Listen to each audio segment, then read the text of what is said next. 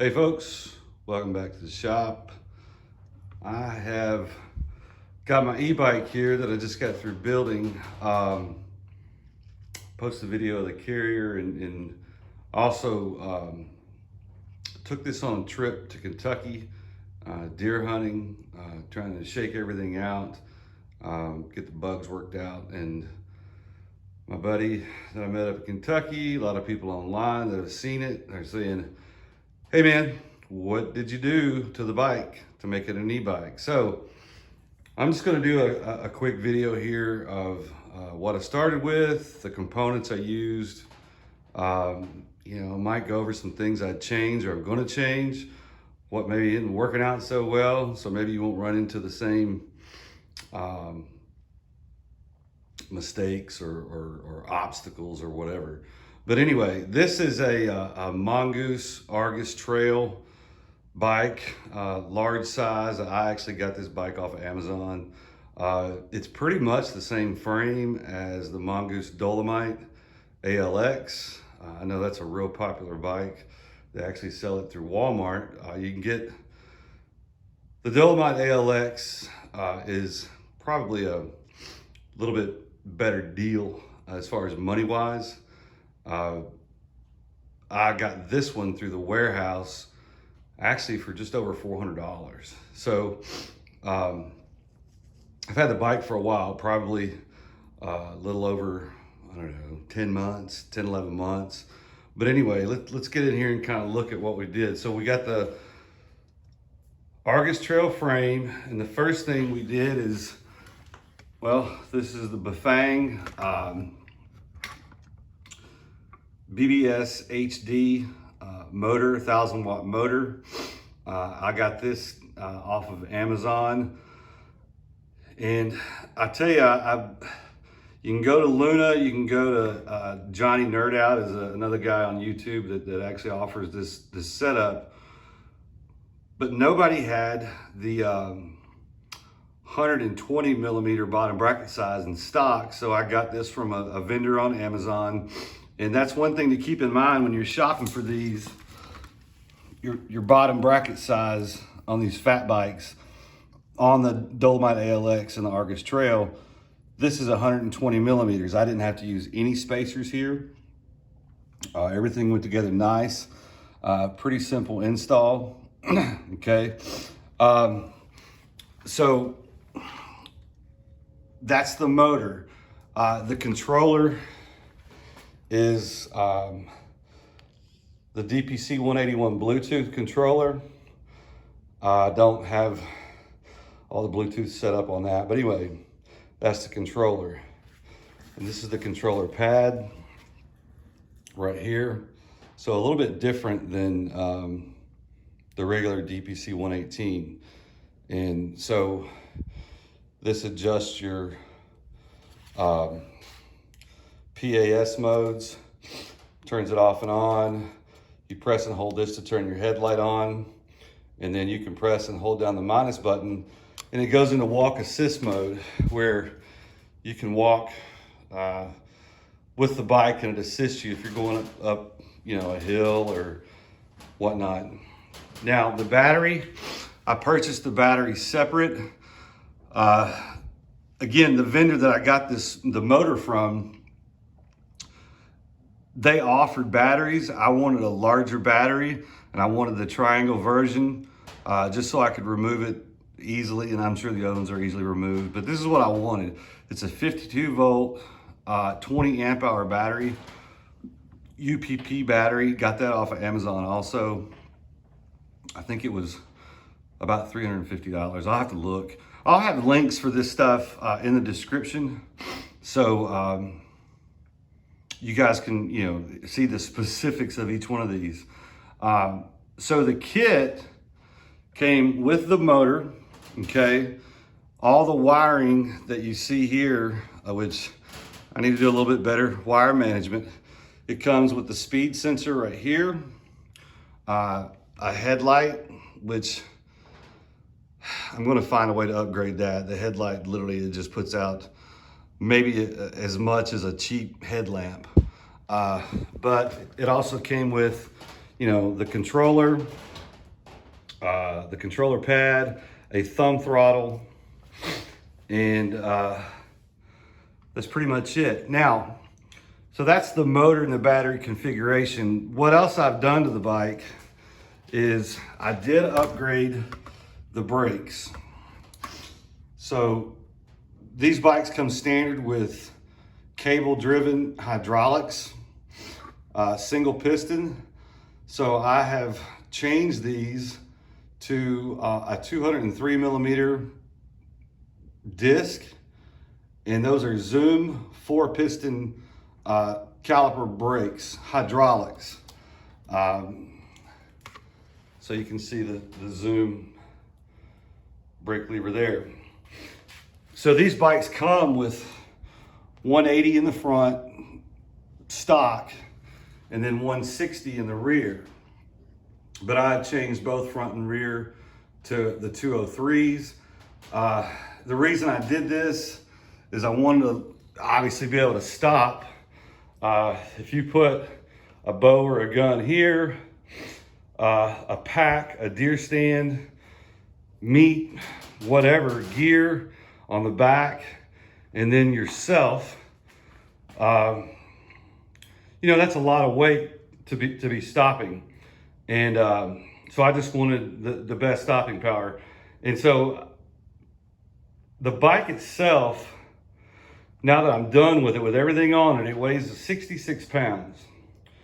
So, you know, actually that's right in line, or maybe a little bit lighter than most commercially available e-bikes. And I don't think many commercially available e-bikes are going to come with 203 millimeter discs or 4-piston calipers. So it was a pretty cheap upgrade. The brakes, I think $80. I did have to order the disc separately, and then also you have to look at adapters for the front and an adapter for the rear to get those 203 discs, get your calipers up to be able to use those. Now, another thing that I added was this kickstand. It's just a cheap kickstand from Amazon. I wasn't looking for anything super expensive.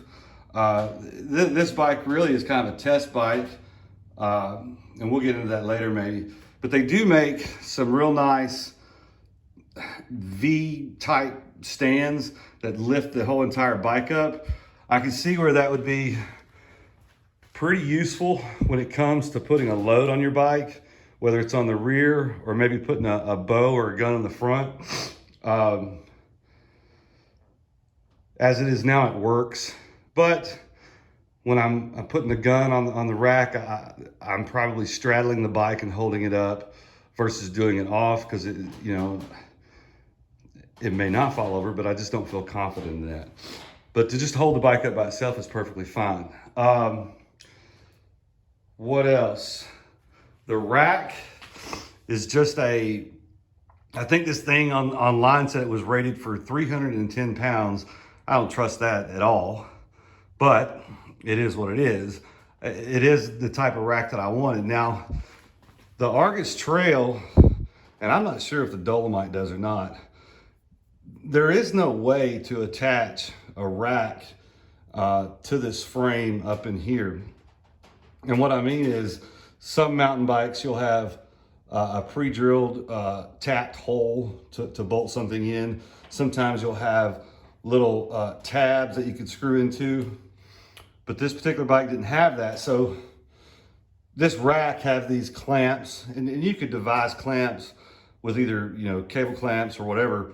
But I did mount it a little differently on the bottom. So this strut comes straight off, and I went directly into the frame. So this frame does have some holes here, and I'd say they're for mounting fenders or racks or whatever. But I did have to put a couple of spacers here to clear this brake caliper, okay? Which is fine. So this is mounted directly to the frame here, and I've got this here. Of course, it clears my disc brakes, okay? Cable, not disc, yeah, hydraulic cable.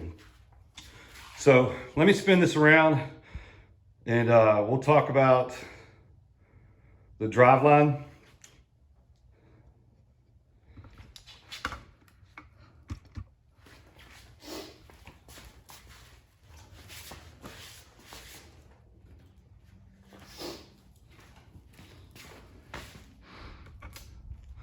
Okay, so on this side of the bike,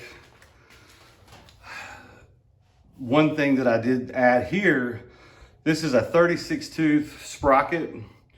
I'm sorry, drive ring. You know, I'm not sure the technical term. I call them sprockets, but it's 36 tooth drive ring. Stock cassette in the back. And I'm not sure the exact specs on that. I think it goes up to like 34 teeth. It could be 36. I'll have to look that up.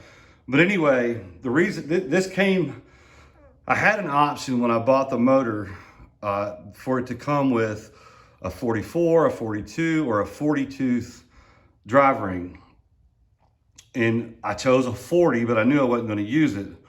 And the reason was I want this to be as low geared as possible because I'm looking to just, you know, 7, 8, 10 miles an hour going up hills. I'm not concerned with flying, you know, down pavement. This was meant to be strictly off-road and a hunting application. So I went with 36 tooth. I did have to order that separately. What else? That's pretty much it. One thing I do want to point out, this did come with brake sensors. So you can either get the actual levers will come with the kit that cut the power to the motor off if you use your standard cable brakes. But you have an option of getting hydraulic sensors. And that's what I chose. For a couple of reasons, one of them being cable management, another one being I just don't see the reason why I need to cut power when I'm using the brakes. And actually when I was riding the bike up in Kentucky and even around the house, I still don't see a reason why I would need power cut off during brake usage. So I haven't installed them. So you're gonna see this little dongle and this one. This is for left and right brake sensors. I have them. I may put them on. The way you have to put them on a disc brake, a hydraulic brake, is you have to glue the sensor up. And to me, I just didn't want to get into that at the moment. One thing that I did have to add is this shifter cutout. Now this I think is key. So basically when you're shifting gears down here, this sensor senses this cable movement and it cuts power to the motor. The reason that is there is so you don't destroy your drivetrain. If you're got any kind of load at all going on this drivetrain and you're shifting gears, you take a chance of prematurely wearing your chain out, sprocket damage, damage to your derailleur. And I tell you, it's almost like having a clutch on a motorcycle or something. Whenever you change the gears, it just cuts the power. It's really neat. That's probably a must-have. It did not come with the kit, so that's something that you'd have to order. Some of these suppliers do have that with the kit. Most don't. So make sure you get that. I'll have a link to that too. Now, I guess the last thing is, so these are ATV Tech gun and bow racks.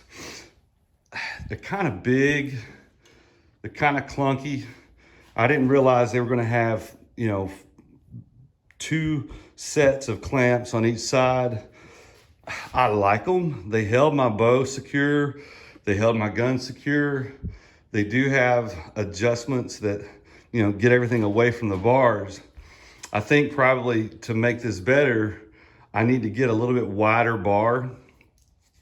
And I think it would help the geometry of the bike out as a whole too. So, but I do like those as an alternative. I thought about doing some type of scabbard, hand building something, but I went with those just to try it out. And I'll be honest with you, I'm pleased. It did a good job. I have a way to get my bow on there with the quiver. I also had a Tikka T3 Hunter 7 mag, went right in there, no problem. And with the bow, the cams are just barely outside of the handlebars. And if I had a little bit wider bar reach, it'd almost be the same. So I even had fears of, well, I don't want anything sticking out past my handlebars. Well, if it's only sticking out 2 or 3 inches, it's not that big a deal. So I'm okay with that. Another thing I did is, you'll see this kind of funky contraption here, but what this is I use API bow hunter deer stands. You can call me old school, whatever. I've been using them for 30 years. But what I did is I drill a hole in this rack, and this is just a plate that I found laying around, drilled a hole in it. This is just a through bolt thing. And basically I can set my stand on there, put the clamp on 2 rungs of the deer stand, and it locks the deer stand in. So I can transport the deer stand on the back rack. If you'd like to see how that works, make a comment, whatever, I can show you. My deer stands are at the farm right now, so I don't have them, but I mean, I could get that and show you if you wanted to. Now, let's talk about kind of some maybe not so bad things, but things I want to change. One of the things now that I'm sitting here looking at it is my seat. So this is just the stock seat, you know, a mountain bike. I guess this is designed more of a off-road trail type mountain bike where you do a lot of standing. I found out real quickly, because there's no suspension on these bikes, I would love to have some type of suspension seat post, maybe a bigger saddle, but definitely a suspension seat post. So I'm looking into that. We talked about the wider handlebars, possibly some lock-on grips, and that's just because I used a little bit too much lubricant on those grips, so they kind of move on me when I put them back on. Didn't have any problems with the chain coming off the derailleur, but let me tell you what I did have. The chain line on this bike, and I've had several people ask me this, how's your chain line? How's your chain line? Well, I'm gonna tell you something. The chain line is junk. I'm talking about, it is very far off. You can see I'm not even on the lowest gear sprocket here. And I don't know if you can see that, but I'm telling you, it's bad. And you can actually see a little bit of wear on the chain guard, I mean, on the drive chain. The chain itself doesn't look that bad, but what I'm going to end up doing is I'm going to move these sprockets. I'm going to rearrange the cassette and basically I'm going to try to turn this into maybe a 4-speed setup, just to get the chain line angles right. So that's going to be a change I definitely have to do. Otherwise, I'm going to destroy the drive chain or drive sprocket. And another thing that I'm looking at, and I don't know how much or how important this is to me right now, but I don't have any front suspension right now. On a short ride, it may not, you know, from what I was riding, it may not be that big a huge deal, but I just don't like the vibration going up into whatever weapon that I'm using. Not to mention even the controller itself. I'm sure vibration could kill that thing too. So I'm really interested in finding a solution for suspension. The problem is every type of fork that I'm researching and looking at, they're all pretty cheap. Either that or they're mega expensive. And again, I'm not trying to build a race bike here, but I do want something that's functional. So I may bite the bullet and end up with an inexpensive air fork for the bike. If nothing else, I'll just see if it makes a big difference. And that's why the suspension seat. The reason I want the suspension seat is the way this thing is set up when I'm hunting. You know, I'm not riding this thing like a trail bike. So I'm doing some sitting a lot of times. And I'm telling you, all it takes is one good dip in the ground to travel through your tailbone and, you know, sitting on the seat wrong or the saddle and you'll be like, daggum, I think I might need to figure something out here. So anyway, so cassette reconfiguration, I might go to a 30 tooth front drive ring. Either that or I may go with a larger cassette group, meaning a bigger group of teeth, maybe up to a 40 tooth. If I do that though, I'm pretty sure I'm gonna have to ditch this Tourney XT derailleur or get a hanger dropper just so that thing can reach that larger teeth. Of course, a lot of people say, look, that Tourney TX is gonna explode. If it does, it does. There's gonna be a threshold where I'm just not going to dump a bunch of money to make a larger cassette work, if that be the case. And to be honest with you, I would love to have some kind of setup where I have one single, you know, drive line, whether it be with like a internal gear hub or just find that perfect single speed with a sprocket and set this thing up as single speed. And get rid of that derailleur altogether, if nothing, or just get a tensioner, because I can already see that derailleur in something like grasses, weeds, and when I say that, I mean out west, could be an issue. In timber, it could be an issue with sticks or whatnot.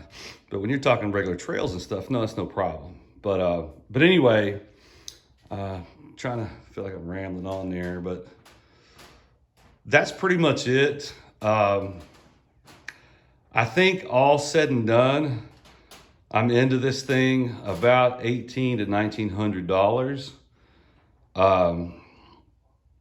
That's pretty good for a 1,000-watt mid-drive e-bike that's weighing, you know, less than 70 pounds. But there's some things that need to, you know, be upgraded. I'm also looking at maybe how to integrate some type of trailer. Probably have to hand make one, doing some research on maybe modifying the trailers that are already pre-made. They're mega expensive. So if you have any questions, put them down below. I'm gonna have links to basically everything I use to build this thing down below. I don't know, I think that's about it. Like, subscribe, post your questions. I'll answer them best I can. Have a good one.